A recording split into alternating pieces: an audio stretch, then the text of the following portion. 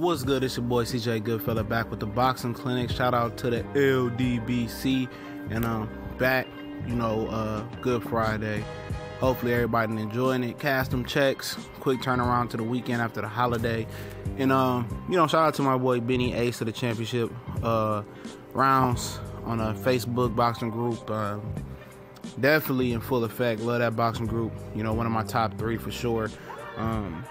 But he said that Tank Davis and Salido is done, and usually his word is Bible when things come close to this situation. And we know this fight is just a matter of time too.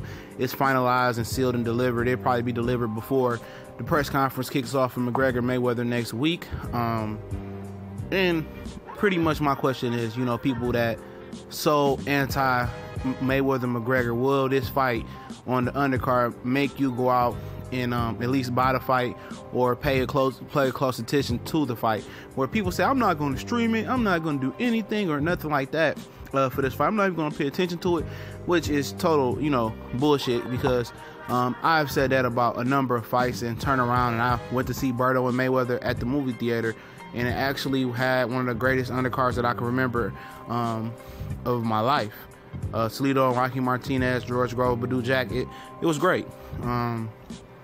So will this fight make people, hardcore boxing fans, 'cause those are the guys that are so anti, this fight, anti-Mayweather, anti-Conor McGregor, all the other shit. It isn't, I won't even call it a fight. I hated it. I just called it a fight. It's an event. Will a real boxing fight with Orlando Salido and Gervonta Tank Davis, make you go out and at least watch the card, or pay for it potentially, which $100 is fucking pushing it in my opinion. I've seen some of those potential seat prices as well, almost in the 6-figure market for a ringside seat. But Salido is a guy that took some time off, haven't fought since he fought Rocky Martinez. He fought a couple months ago. I think in May he fought, but before that was a long 2-year layoff.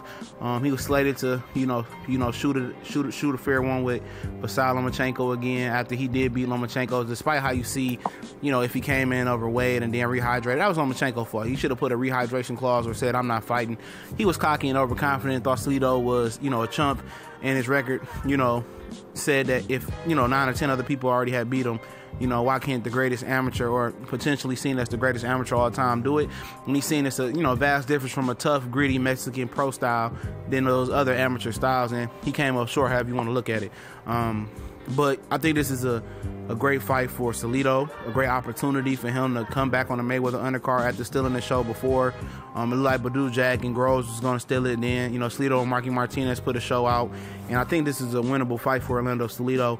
I don't think Tank has been in there with a tough guy like Salido. I understand that if Tank blows out Salido, it's going to be like, oh, he was off, he was past his prime, he took a lot of beatings versus Rocky Martinez. He might not get the credit, but I think this is a important fight in the growth of Tank Davis to going towards the fighting bigger and better fighters like potentially Lomachenko, which we won't see for a few years if Floyd has anything to say about it.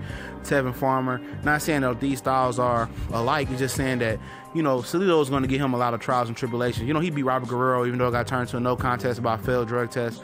He beat Juan Lopez. He was coming on versus Mike Garcia after being knocked down 7 times and getting back up. So it'll be interesting to see if Tank Davis can knock out Salido. I think the longer this fight goes on, if it goes on to the second half, the more we're going to learn about how tough and gritty and how much juice Tank has to see if he really can go down 12 rounds. He looked good versus Pedraza. Pedraza was outclassed, contrary to what I believe. I thought he wasn't ready.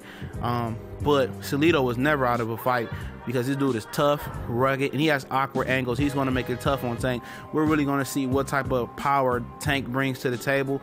And if the power doesn't get him past Salido, and Salido's still there like he was with Mikey Garcia and Vasily Lomachenko, we're going to see what type of grit and determination, what type of stamina does he have, and what type of thoroughbred he really is. This fight is going to tell me a lot about Gervonta Tank Davis. It's not going to tell me too much that I didn't know about Orlando Salido. He schools guys with Similac behind their ears easily.